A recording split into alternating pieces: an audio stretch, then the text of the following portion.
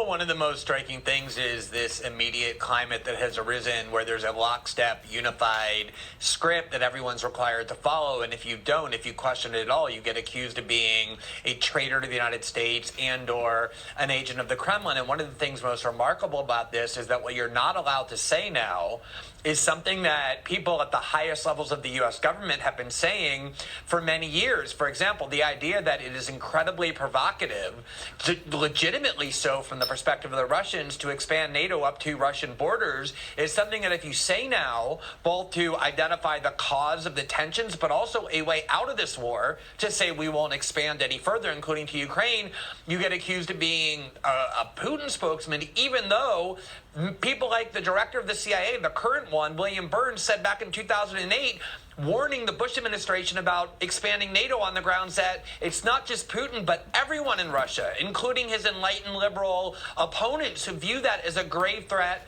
to Russian national security. Or if you say, we believe that Ukraine is of vital national interest to Russia, but not to the United States, and therefore the U.S. shouldn't risk war directly or indirectly with Russia, you get accused of being a traitor. And yet that was Barack Obama's position for 8 years when asked why he wouldn't flood Ukraine with lethal weapons. And so many of the things that have been long recognized suddenly overnight became taboo. This is an incredibly dangerous war, Tucker. There's two countries with the largest nuclear stockpiles on the planet on opposite sides.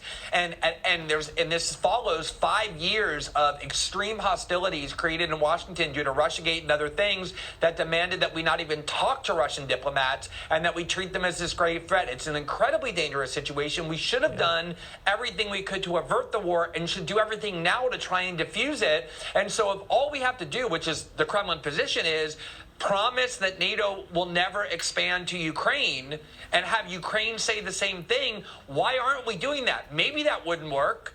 The Russians say it will, but why haven't we done that until now? And why aren't we doing that now, given how dangerous this war and how horrific this war is to watch unfold?